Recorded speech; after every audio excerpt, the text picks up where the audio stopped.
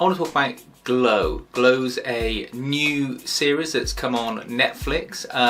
It stars Alison Brie, Mark Maron, and strange enough, Kate Nash, English singer.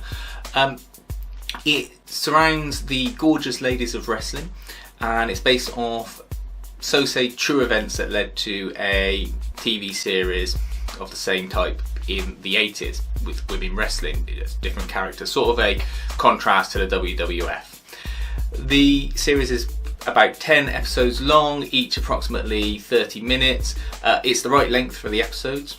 Any longer and it will get a little bit tedious and boring. It's a comedy drama, a bit like Orange is the New Black, and I think it's made by the same people that made that as well. It surrounds Alison Brie's character as she's this out of work actress in the mid-80s that isn't getting the right kind of roles, and then she gets put forward to an open casting call for different type of actresses, and there's an all big misfits bunch of people that are there. The first thing to say is that when I was watching this with my wife, Alison Brie, who's from Community and Mad Men and other things, she looks ill. I don't know if this is a choice that she wanted to become sort of the look of an out of work actress who can't afford to feed herself, but she doesn't look skinny, she just looks ill. Her face and her eyes look sour. I know I've got some bags under my eyes, but she looks thoroughly unwell.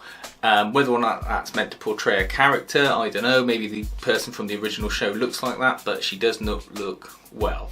There's a bit of nudity. She decides that this is a film she wants to be topless in, and you see her topless twice in the first episode, and then not again thereafter. So whether or not that was a clincher to get the series commissioned, I don't know.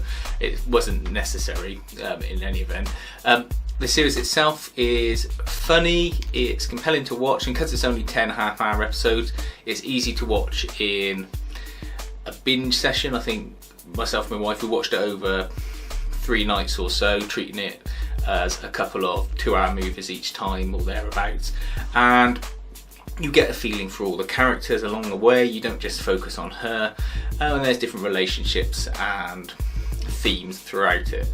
You don't get a whole lot of wrestling, but then the whole point is that it's not really about the wrestling, it's about the characters, which is good.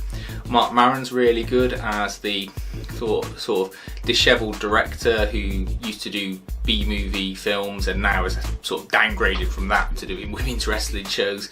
You've got a producer / investor who has really just got time on his hands and watched too much WWF, and you've got a host of ancillary characters. There's a good tension between Alison Brie and the other female lead, whose name escapes me now. She's in Sherlock as a sort of so-say girlfriend of Sherlock Holmes, and I can't think what else I've seen her in lately, but you'll recognise her when you see her. Alison Brie has effectively slept with her husband, and there's this whole tension between the two having to work together and her having to make amends with her husband, and whether or not that's the right thing to do.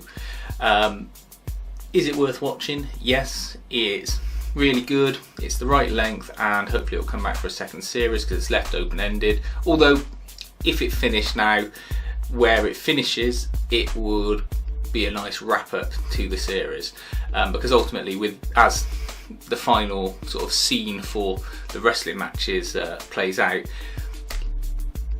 it's explained that the whole point is that it's the chase, it's not the finish. So there will always be an ongoing saga, an ongoing soap opera with the wrestling. So you will never have a final resolution to anything.